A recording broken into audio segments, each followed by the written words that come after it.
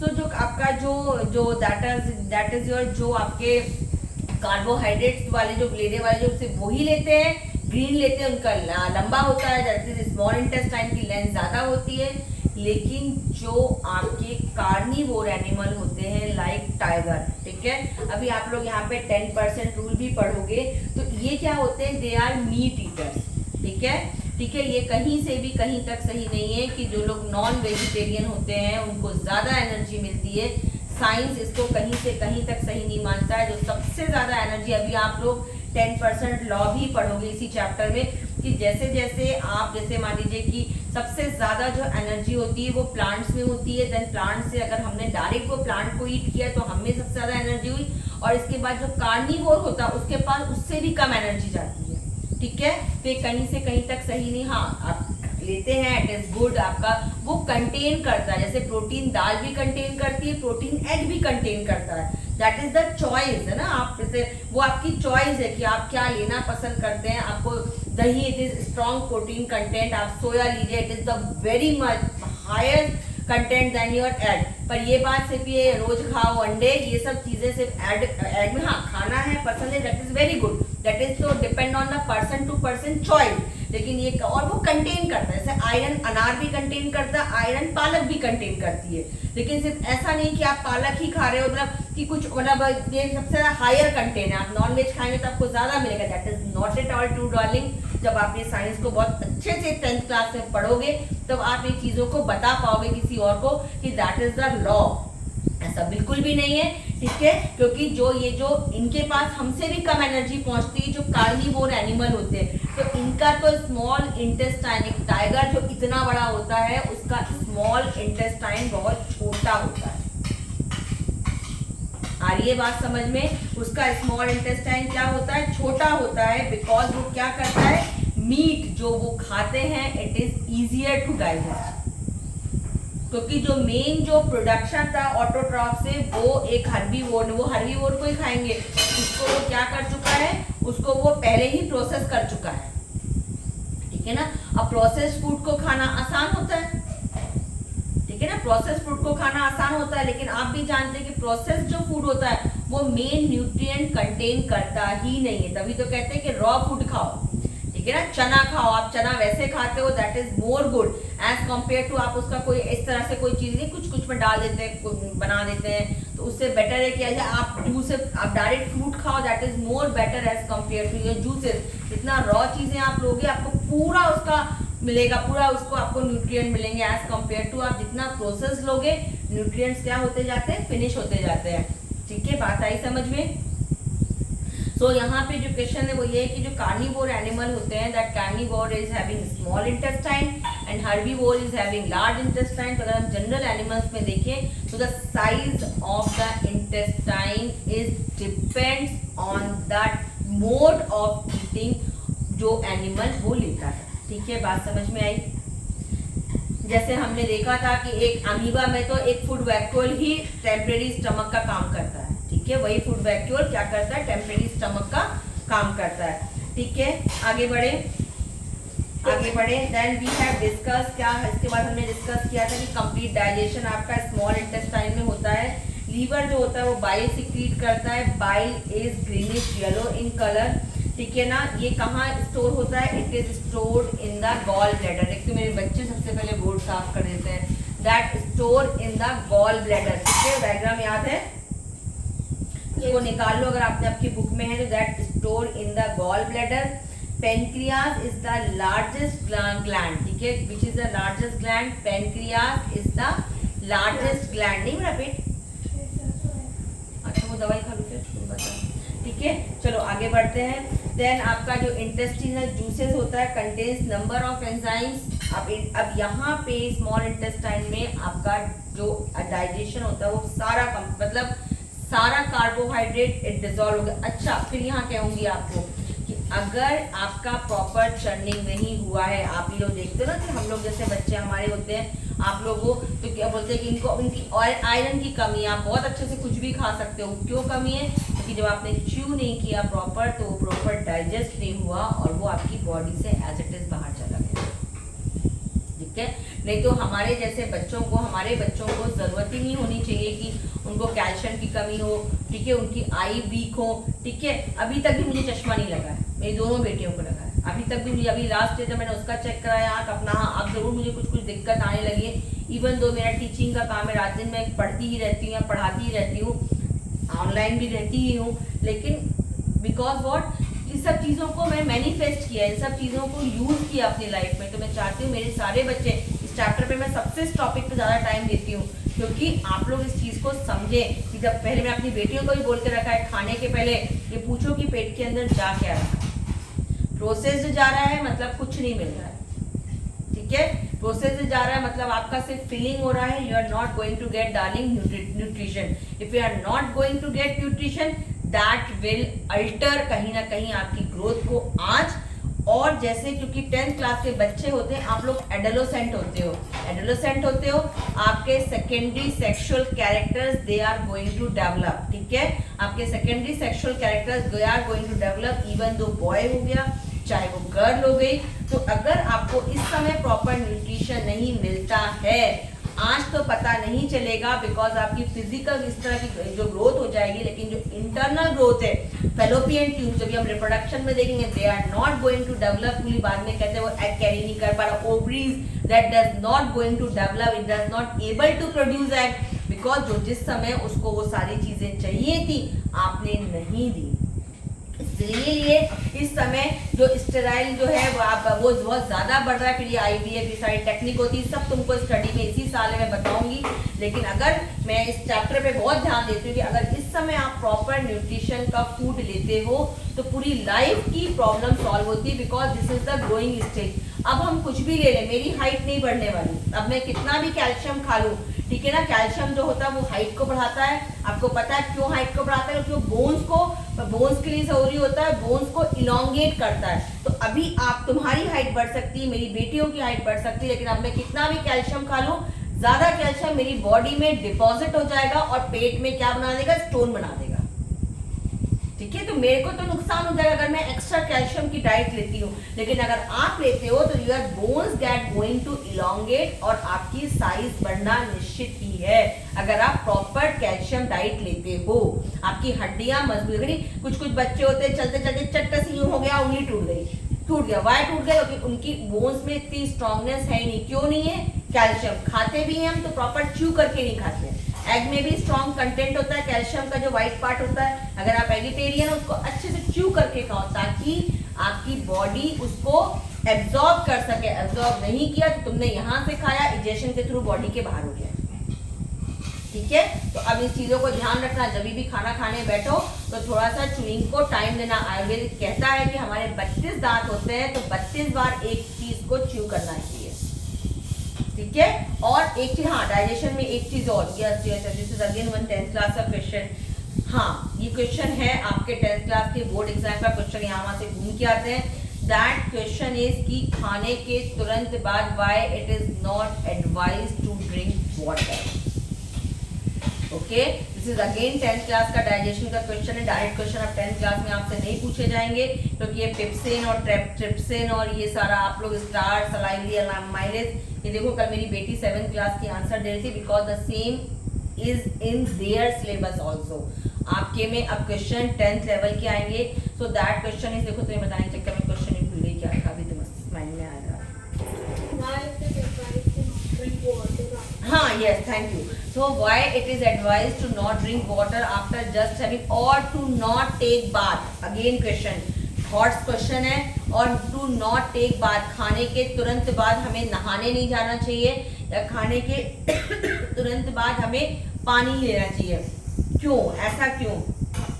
As I told you कि as soon as you have taken food, जैसे ही आपने food लिया आपकी, और आपने नहीं भी लिया, even though your body clock starts secreting hydrochloric acid, okay, whatever the time of your taking food, उसके अनुसार आपकी बॉडी क्लॉक जो है वो अपने आप को अरेंज कर लेती है। आप 1 बजे लंच लेते हैं, चाहे आप दोपहर में 2 बजे लेते हैं, उसी समय आपकी बॉडी क्या होती है, it starts producing hydrochloric acid. यहाँ तक बात समझ में आई मेरे प्यारे बच्चे?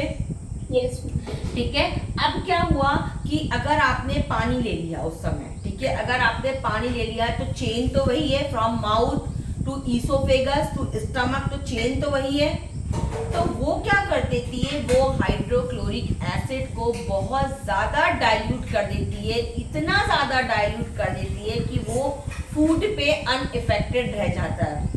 अब अगर वो फूड पे अनइफेक्टेड रह गया तो what will happen, proper digestion of your food does not taking place. Second thing is that कि when you take food, the whole body, the whole energy, it gets involved in the digestion of food.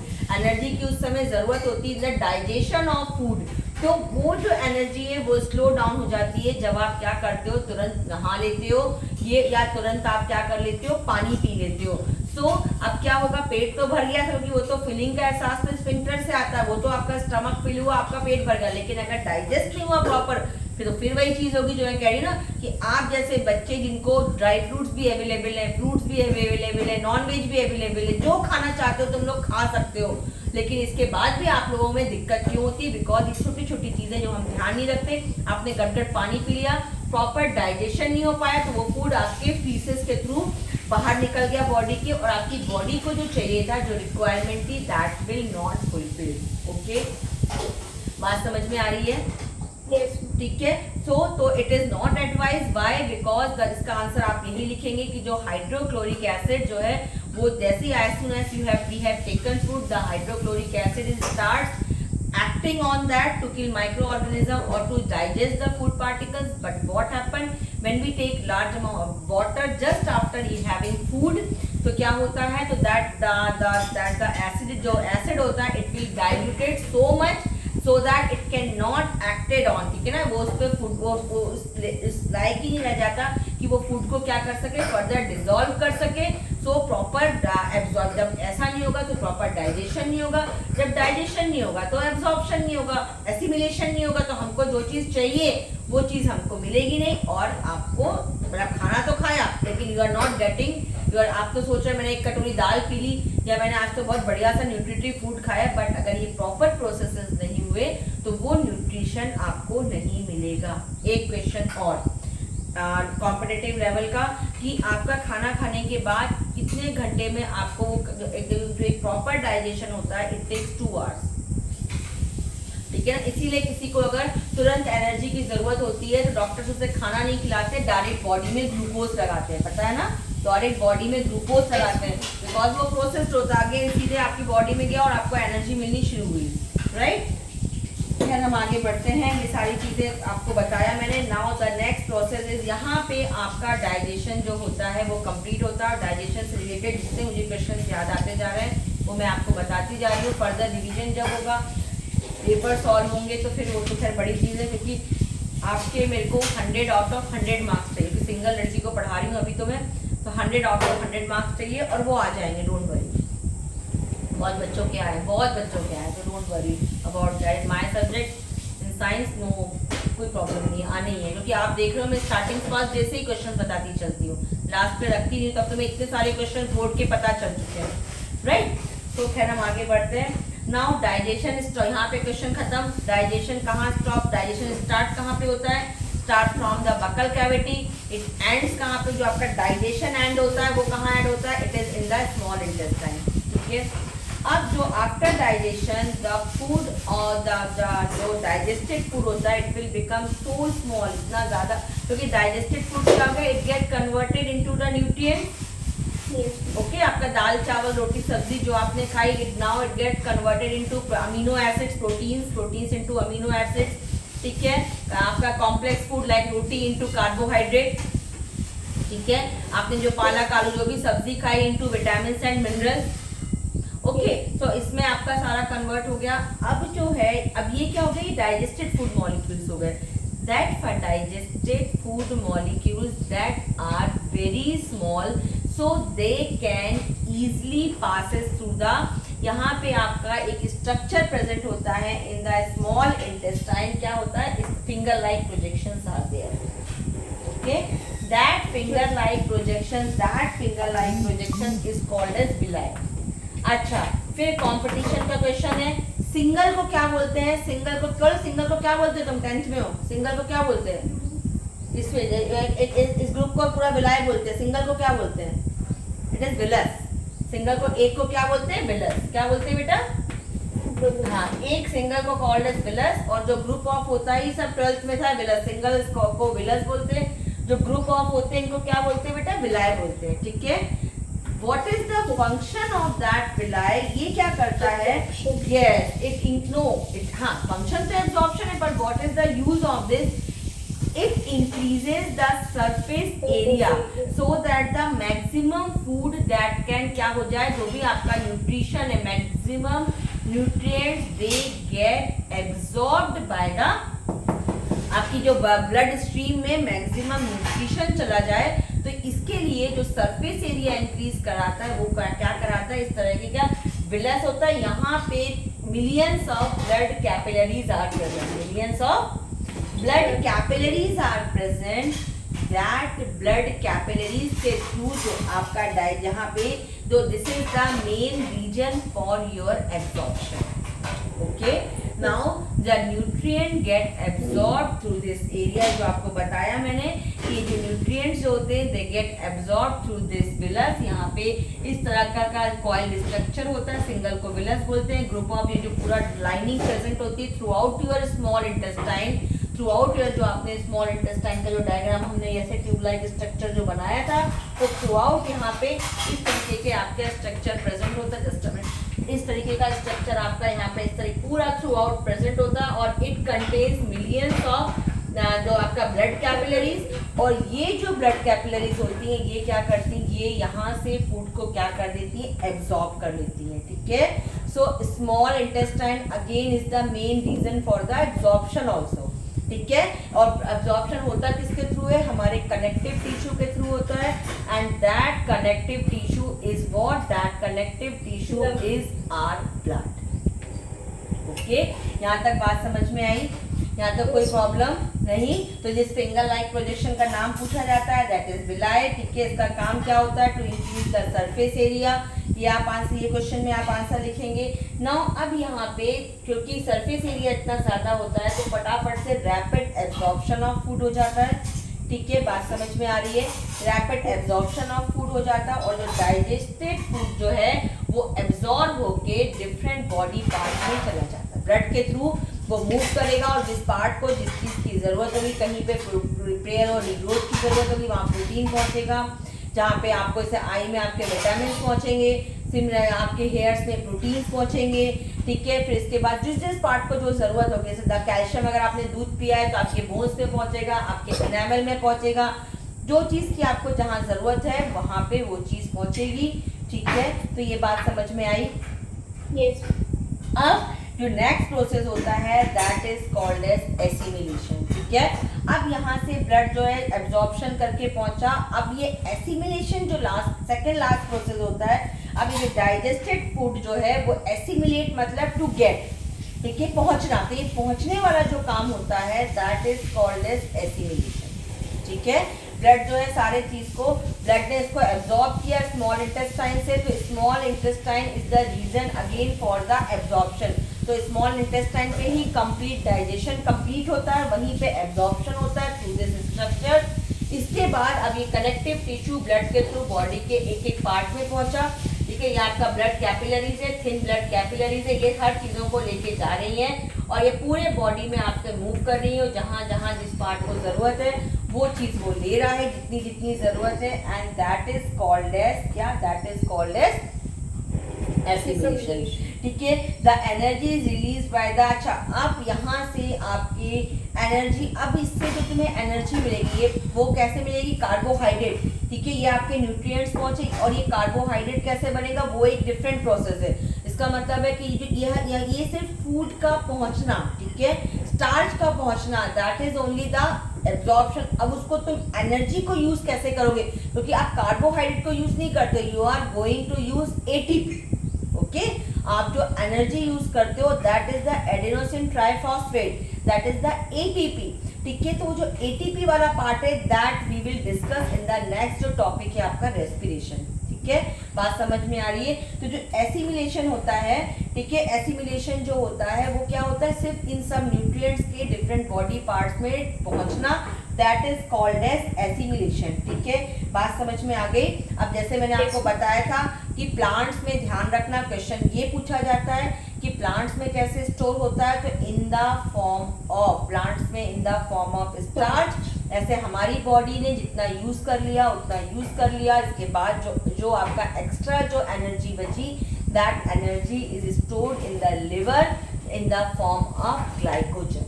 ठीक है, इन the form of glycogen में, और ये जो glycogen के form में ये पड़ा रहता है, और जब आपकी बॉडी को जरूरत हो, जैसे अभी इतनी जरूरत नहीं है, वहीं अगर मैं भागना शुरू कर दूंगी तो वही माई बॉडी नीड्स मोर। तो अच्छा, इसी से क्वेश्चन देखो, फिर बोर्ड का क्वेश्चन में इतने क्वेश्चन याद आते हैं पढ़ाती जाती, तो जब आप दौड़ते हो तो लाइक दैट ऐसे सांस फूलती है। वाई की सांस फूलती है? बिकॉज यहाँ से आप जल्दी जल्दी ऑक्सीजन लेते हो, सो दैट आपका एटीपी रेस्पिरेशन के थ्रू एनर्जी रिलीज होता है।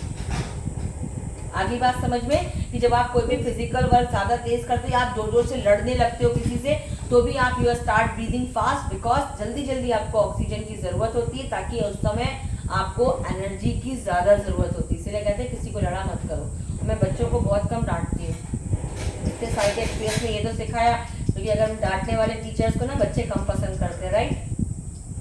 आ गई खड़ूस, जाने क्या क्या नाम देते रहते हैं,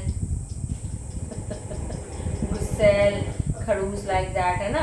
इसलिए कि मैं कोई भी, मुझे नहीं लगता मेरे बच्चों ने मुझे कोई भी ऐसा नाम कभी भी दिया, क्योंकि मैं कभी डांटती नहीं हूँ। है ना।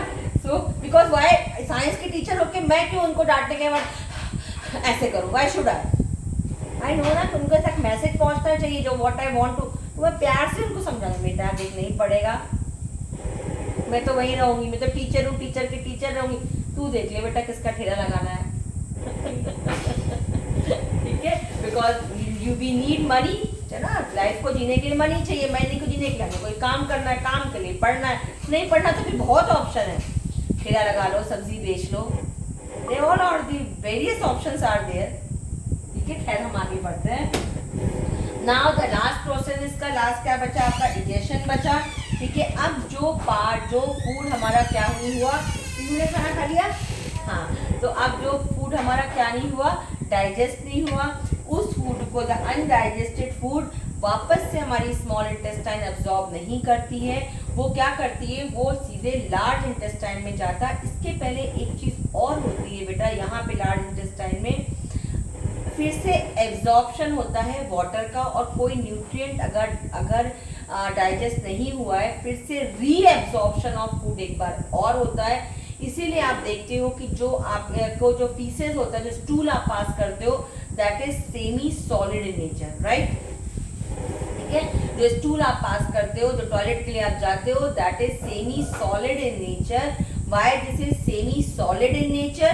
बिकॉज क्यों? क्योंकि जो large intestine most of the water को क्या कर लेती है, रीएब्सॉर्ब कर लेती है। कोई और कुछ न्यूट्रिएंट हुआ तो उसको भी रीएब्सॉर्ब कर लेती है। और इसके बाद एक मैंने, अगर आपको याद है, यहाँ पे एक ऐसा थैलीनुमा स्ट्रक्चर बनाया था, that is called as rectum, that is called as rectum. Rectum में अनडाइजेस्टेड फूड क्या हो जाता है, अनडाइजेस्टेड फूड जो है वो आपका स्टोर हो जाता है। और फिर इसके बाद एक एनस स्फिंक्टर मसल्स होती है, स्फिंक्टर वाली मसल्स हमेशा कहलाती है जो बंद होती है और खुलती है, ठीक है ना, इलास्टिक स्फिंक्टर मसल्स होती है।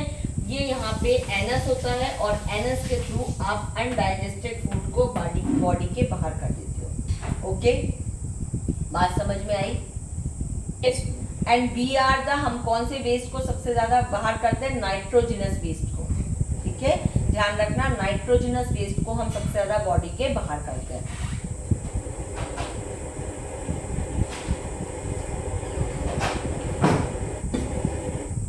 बात समझ में आ रही है? यस। तो यहाँ हमारा एक जो है टॉपिक, ठीक है, कि जो हाँ, यहाँ पे एक क्वेश्चन की जो फीसेस को जब आप बॉडी के बाहर करते हो तो उसको, उसके मूवमेंट को कौन कंट्रोल करता है, तो that movement is controlled by the sphincter muscles. ठीक है, इसकी स्पेलिंग होती है SPHINCTER,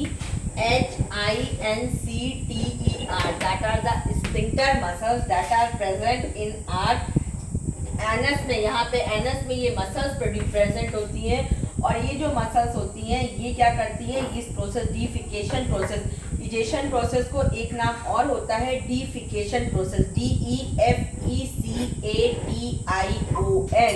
so this egestion process is also called as, इस इजेशन प्रोसेस को हम डीफिकेशन प्रोसेस भी कहते हैं मेरी प्यारी गुड़िया, ठीक है। सो यहाँ पे जो आपका है स्फिंक्टर मसल्स के थ्रू आपका जो है फीसेस को आप बॉडी के बाहर निकाल देते हो, ठीक है। यहाँ पे आपका डाइजेशन पूरा की पूरा कंप्लीट हुआ, ओके। यहाँ पे कोई भी दिक्कत? मैम इसमें अपेंडिक्स का क्या, डाइजेशन में अपेंडिक्स का क्या रोल है? एक्चुअली मैंने I taught you in previous class, appendix हमारी बॉडी में वेस्टिजियल ऑर्गन है, ठीक है। वेस्टिजियल ऑर्गन कौन से ऑर्गन कहलाते हैं? कुछ सालों में साइंटिस्ट बोल रहे हैं कि ये भी हमारा वेस्टिजियल, मतलब आने वाले कई 100 साल बाद हो सकता है ये भी, ये पहले के पहले लोगों का साइज इवोल्यूशन में आप लोगों को है, बड़ा बड़ा पिन्ना होता था, ठीक है। अब इतना छोटा, और अब के बच्चे आ रहे हैं उनका पिन्ना और छोटा हो रहा है, तो इसलिए माना जा रहा है कि ये वाला जो पार्ट भी है, क्योंकि जो वेव्स को कलेक्ट ये वाला पार्ट करता था, ये भी वेस्टिजियल ऑर्गन है। डार्विन का एक सिद्धांत था कि जिस ऑर्गन को हम यूज नहीं करते हैं वो ऑर्गन हमारा वेस्ट हो जाता है, ठीक है। इसीलिए कहते हैं कि आपकी बॉडी के हर ऑर्गन को यूज करना चाहिए। तो ये माना जाता है कि हम लोग पहले फुल्ली हर्बीवोरस एनिमल थे, तो यहाँ पे अपेंडिक्स जो कि बहुत प्रोमिनेंट होता है इन द रूमिनेंट्स, ठीक है। अब हमारी बॉडी में it is converted into vestigial organ, ये सिर्फ एक ऑर्गन प्रेजेंट है, ये सिर्फ अब कष्ट देने वाला ऑर्गन है कि समटाइम्स इट हैपन। ये 12th में क्वेश्चन है, जिन्होंने क्वेश्चन पूछा, this is the 12th class question कि अपेंडिक्स को में जो होता है वो क्या होता है। तो मैंने आपको कल ही बताया था कि जो फूड होता है, जब आप during this the whole process, ये जो कनेक्टेड होता है आपके लार्ज इंटेस्टाइन से, ये ट्यूब लाइक स्ट्रक्चर जो आपका कनेक्टेड होता है इस तरीके से लार्ज इंटेस्टाइन से, तो यहाँ पे समटाइम्स क्या होता है, फूड पार्टिकल्स फंसते चले जाते हैं, ठीक है। फंस के क्या हो जाते हैं, दे गेट रॉटन, वो सड़ जाते हैं, और सड़ के आपको इन्फेक्शन हो जाता है वहाँ पे, और फिर पेन होता है। जैसे ही आपको वहाँ पे पेन होता है, डॉक्टर तुरंत उसको बड़े आसानी से ऑपरेट करके उसको बॉडी के बाहर कर देता है, और इससे आपकी डेली लाइफ पे कोई फर्क नहीं पड़ता, because it is the vestigial organ. तो no function of appendix in there in अभी, लेकिन ऐसा माना जाता था कि हम लोग देखो मंकी से इवोल्यूशन में ये स्टडी होती है कि ऐसा माना जाता था कि हम लोग मंकी से, बिकॉज मंकी जो है वो क्या एप्स हो गए, मंकीज हो गए, है ना, हम लोग वो हमारे पूर्वज हैं, ये इसीलिए माना जाता था कि because we are having tail bone हमारी आज भी प्रेजेंट है, वी आर हैविंग अपेंडिक्स वो आज भी प्रेजेंट है। तो ये माना जाता था कि प्रीवियसली हम लोग वो थे, और फिर इवोल्यूशन होते होते हम नाउ वी आर, जो अभी आप होमो सैपियंस हमें देख रहे हो। बात आई समझ में? So there is no role for this, there is not at all darling no role for this, बस ऐसा माना जाता था कि इसी से ये इवोल्यूशन का पार्ट है, कुछ चीज़ों से पता चलता है कि हमारे जो पूर्वज थे वो कौन थे, ठीक है। बात समझ में आई? Yes. यहाँ तक कोई दिक्कत? No. डाइजेशन पूरा क्लियर हो गया? Yes. अब समझ में आया कि जो आप यूरिनेशन, जो यूरिन के लिए जाते हो, यूरिन पास करने को जो जाते हो आप, वो और जो आप टॉयलेट जाते हो, दोनों चीजें बिल्कुल अलग अलग है। यूरिन जो आप पास करने जाते हो दैट इज द एक्सक्रीशन, और जो आप जो टॉयलेट जाते हो, पॉटी के लिए जाते हो, that is the process of last process of your nutrition, ठीक है। वो लास्ट प्रोसेस है इजेशन, जो है वो लास्ट प्रोसेस है न्यूट्रिशन का, जिसको हम डिफिकेशन भी बोलते हैं। वो लास्ट प्रोसेस है, वो आपके एक्सक्रीशन में नहीं आता है। बहुत बच्चे 12th तक, यही मतलब 10th पास करके अच्छे नंबर से आ जाते हैं। I am going to teach 12th class bio and chemistry बोल, तो वहाँ पे बच्चे जो है ना बेटा, वो मतलब क्वेश्चन क्रिएट करते, उनको अभी तक भी उनको डाउट रहता है। 12th में कहते हैं नीट का एग्जाम दूंगा, इतना तो पता नहीं होता है, ठीक है, तैयार होते हैं नीट देने के लिए। तो आगे बढ़े। एक क्वेश्चन प्रीवियस ईयर का तुमसे बोल रही हूँ, प्लीज इसको पढ़ो, और मतलब मैं बोल रही हूँ तुम सुनो और आंसर देने की कोशिश करो, देन हम लोग फिर आगे मुझे तुम्हें डेंटल कैरीज बतानी वो बताऊंगी, ठीक है। क्वेश्चन लिख लूं? Which one? तो आप अभी हाँ, you can 1 ml of very dilute starch solution, starch solution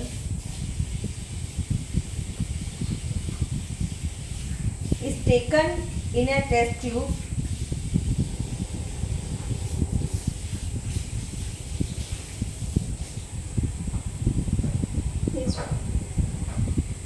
1 ml of saliva is added to it.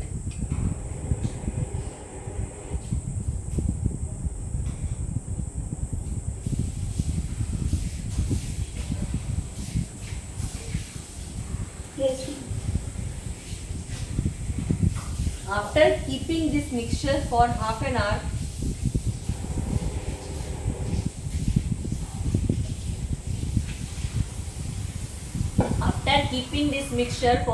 hour,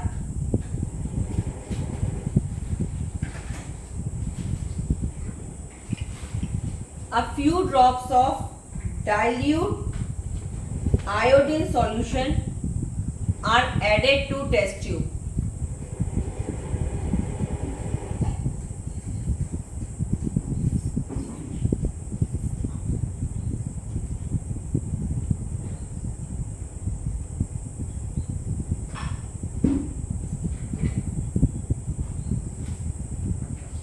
There is no change in color on adding iodine solution.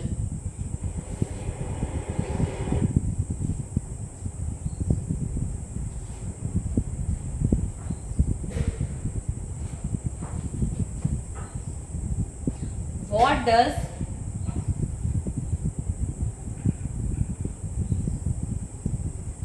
does this tell you about the action of saliva on starch?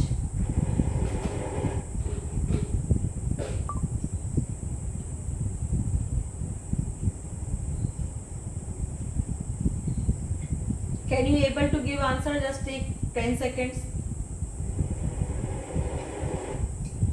And saliva converts the starch into glucose. Yes, very good. शाबाश.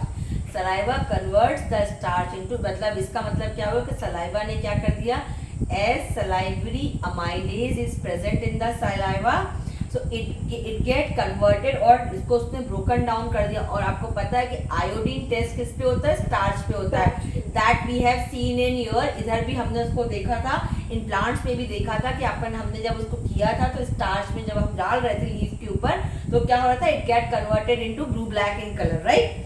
लेकिन उसी को हम लोग iodine test भी बोलते हैं. But यहाँ पे क्या हुआ कि जो हमने स्टार्च लिया प्यारी बच्ची, वो स्टार्च ने क्या किया? वो स्टार्च को डाइजेस्ट कर लिया, ब्रोकन डाउन कर लिया. किसने? सलाइवरी अमाइलेज ने, which are present in human saliva. तो अब यहाँ पे स्टार्च बचा ही नहीं, तो how could it give iodine test? Okay, समझ में आया? Yes. नाउ इसी का जो लास्ट पार्ट है दैट इज डेंटल कैरीज, जो दांत में कीड़े हो जाते हैं. डेंटल कैरीज, इस पे आपको डेंटल वाला जो है वो 10th की केमिस्ट्री में भी है और 10th की बायो में भी है. ठीक है, तरीका अलग अलग है. उधर जब पढ़ाऊंगी तब भी पढ़ाऊंगी, पर वहाँ डिफरेंट चीज बताऊंगी, वहाँ डिफरेंट कुछ टूथपेस्ट से रिलेटेड कुछ बताऊंगी, यहाँ पे कुछ डिफरेंट बता रही हूँ. So this it is not given in NCERT. No. नहीं तो फिर 1 या 2 लाइंस दी होंगी, कहीं ना कहीं 1 या 2 लाइंस दी होंगी लास्ट में, कहीं ना कहीं. कहना है देख के बताओ कहाँ दी है, या 2 मिनट का टॉपिक है, सुन लो. 2 मिनट का टॉपिक है, सुन लो. कुछ इसमें लिखवाने का भी नहीं है, सिर्फ 2 मिनट का टॉपिक है, सुन लो.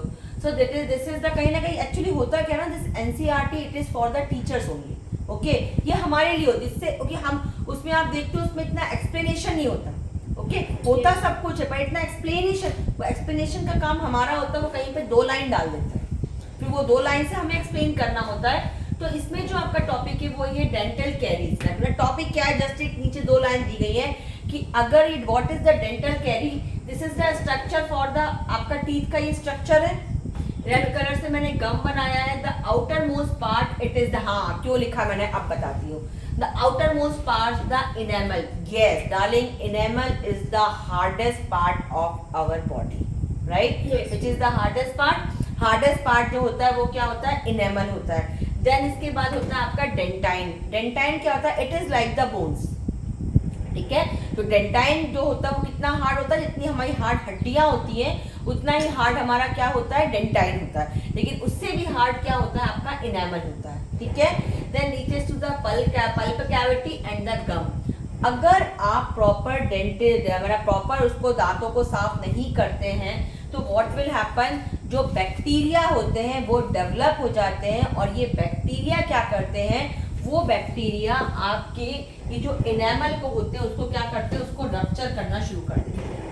ये इस तरीके से इसको क्या करते हैं, रप्चर करना शुरू कर देते हैं वो बैक्टीरिया। इट अटैक्स, अगर आप प्रॉपर दांतों की केयर नहीं करते हैं तो जो बैक्टीरिया होते हैं वो क्या करते हैं, वो इन पर अटैक कर देते हैं और स्मॉल कैविटी बना देते हैं। बिकॉज ये जो बैक्टीरिया होते हैं ये क्या करते हैं, ये एक्शन करके क्या बनाते हैं, एसिड बनाते हैं। ये बैक्टीरिया क्या कहते हैं, एसिड फॉर्मिंग बैक्टीरिया यहाँ पे पनप जाते हैं, और जो एसिड फॉर्मिंग बैक्टीरिया होते हैं ये आपके इनेमल को क्या कर देते हैं, डिसॉल्व कर देते हैं, ठीक है।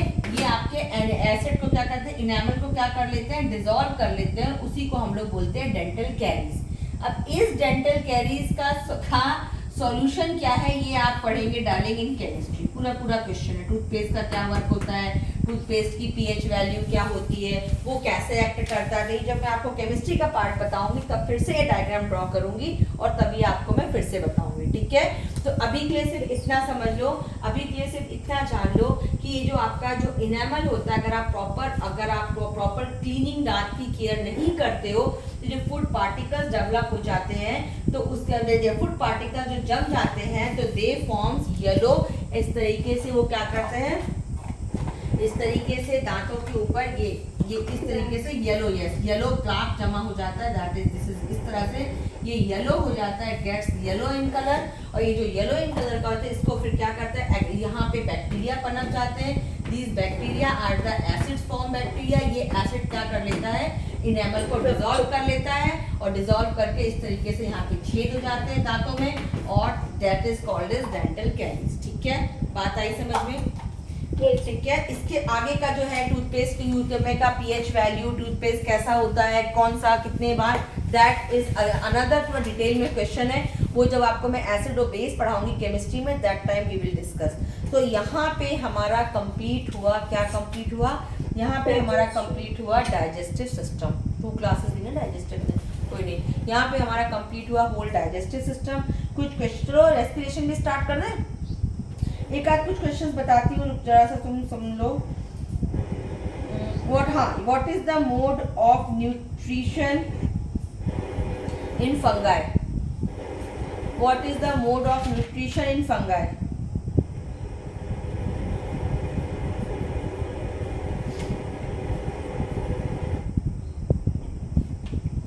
क्या होगा फंगाई में, बताओ। मैम वो सिम्बायोसिस वाला, वो तो लाइकेन एक एग्जाम्पल था। It is the heterotrophic mode of nutrition, क्योंकि because only green plants, even though plants which are does not having green part, that are not able to make carbohydrate starch, right, है ना। आपको बताया था ना, जो leaf का मैंने जो वो चीजें बता रही थी, तो मैंने आपको लीफ का स्ट्रक्चर बताया था बना के, कि ये जो लीफ होती है आपकी, इनमें नो, हाँ, heterotrophic mode of nutrition. Heterotrophic में ज्यादातर जो फंगाई होते हैं सेप्रोफिटिक की तरफ जाते हैं, ठीक है। अच्छा, एक क्वेश्चन जो बहुत ज्यादा इसमें पूछा जाता है और 1 मार्क का क्वेश्चन होता है, वो सबसे अच्छा क्वेश्चन, तुम लोग सुन के खुश हो जाते हो।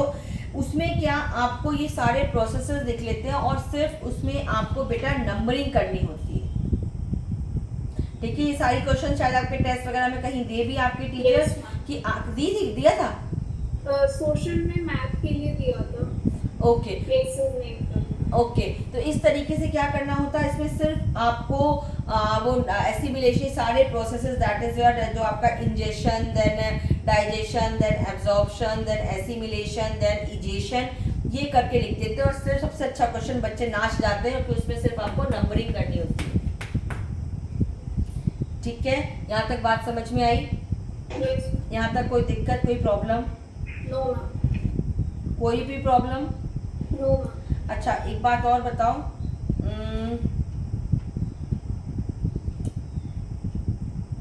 फंगाई के लिए हेट्रोट्रॉफिक रहेगा, उसको सैप्रोट्रॉफिक पैरासिटिक है बोलो तो नहीं हेरोजोइक तो है नहीं, mainly they are the symbiotic, they symbiote आपके मोल्ड्स हो गए, आपके जो मशरूम्स हो गए, ठीक है ना, ये आपके जो ब्रेड पे जो आ जाता है, ब्रेड पे देखा ना जो ब्रेड पे आया था, तो मेनली इनको आप पैरासिट, इसमें अगर आप जाओ फंगाई में, हेट्रोट्रॉपिक में फिर आप जाओ तो पैरासिटिक और आपका सिम्बायोसिस से दोनों मोड ऑफ न्यूट्रिशन लेते हैं,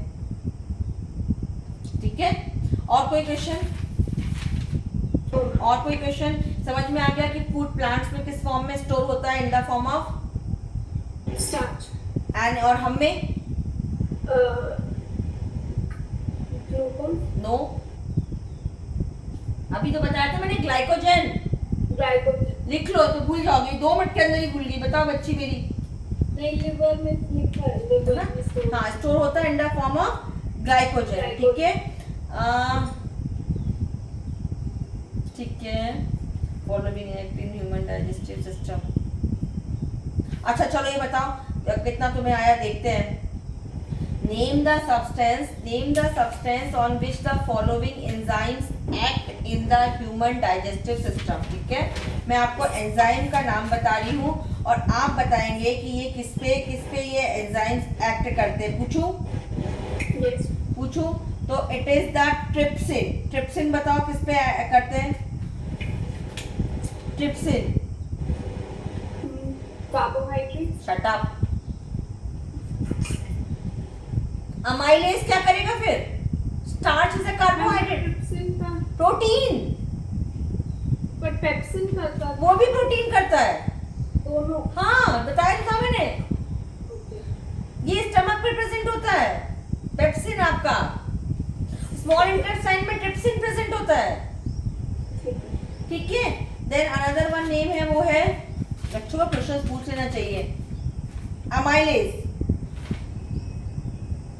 सलाइवरी अमाइलेज, अमाइलेज ही लिखा है, दिमाग तुम लगाओ, डायरेक्ट क्वेश्चन बोर्ड वाले पूछ लेंगे तो फिर कार्बोहाइड्रेट करेक्ट, स्टार्च, ठीक है ना, कार्बोहाइड्रेट, और कार्बोहाइड्रेट तो सिंपलर मटेरियल है, आप बोलेंगी स्टार्च।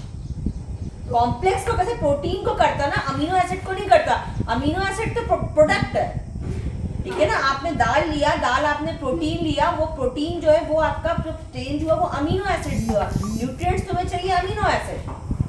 आपने स्टार्च लिया, कॉम्प्लेक्स स्टार्च लिया, चपाती लिया, चावल लिया, तुम्हें क्या चाहिए, तुम्हें कार्बोहाइड्रेट में ग्लूकोज चाहिए, ठीक है। चलो तीसरा तुम्हारा वाला क्वेश्चन वही pepsin, protein, very good.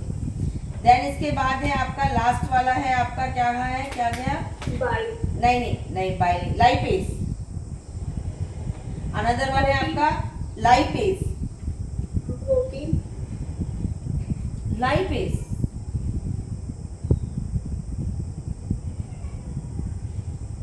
Intestine में होता है बेटा, फैट, फैट, लिख लो, इतनी जल्दी ध्यान से लिख लो बेटा,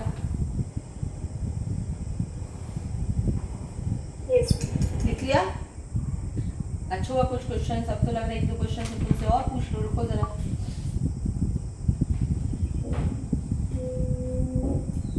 हाँ करेक्ट ऑर्डर के क्वेश्चन कई बार पूछे गए, करेक्ट ऑर्डर के क्वेश्चंस कई बार पूछे गए, एसिमिलेशन आगे कर दिए, एक को आगे करके बहुत मिलते जुलते बना दिए और आपसे पूछी गए कि what is the correct order. अच्छा, what moves the food in the digestive organ, what, मैं एग्जैक्ट क्वेश्चन पढ़ रही हूँ जो आया है, what moves the food in the digestive organs, esophagus, what moves the food, हाँ, esophagus, इसोफेगस का काम क्या होता है, फूड पाइप, ठीक है, फूड पाइप के थ्रू पहुंचता है, लेकिन ले कैसे जाता है food, what moves, underline that, peristaltic movement, yes darling, मैं तुम्हें बता रही हूँ ना, अभी अब तुम्हें नहीं बताया, सो ही जा आप तो देखो मैं आपको बता रही हूँ ना कि 76% वाले बच्चे, आपको नहीं, जो अभी नए बच्चे जो अभी आपके जो सीनियर्स उनको बता रही हूँ, और 96 वाले बच्चे को सेम नॉलेज होता है, ठीक है। ओनली द डिफरेंस इज आप क्वेश्चन को कितना समझ पाते हो, उस जैसे अभी आपने जो आंसर दिया है वो 76% का दिया है, ठीक है ना। व्हाट मूव्स मतलब क्या चीज लेके जाती है, तो वो क्या चीज लेके जाती है, it is the peristaltic movement, ठीक है। बात आ गई समझ में। Yes. आई चैप्टर कंप्लीट होने दो, या should I take the test for digestive system only for half an hour test, है ना। तो on next Monday you are having half an hour test for only digestive system, Yes. Okay. सिर्फ आधे घंटे का टेस्ट होगा, या और 20 मिनट्स का 5 क्वेश्चंस दूंगी, 20 मिनट्स आप लिख के मुझे सेंड कर देंगे, ठीक है। तो that's all for today. Thursday को हम लोग केमिस्ट्री क्लास के साथ फिर से रिजॉइन करते हैं, ओके। चल bye, Bye. Thank you, okay बेटा, बाय बाय।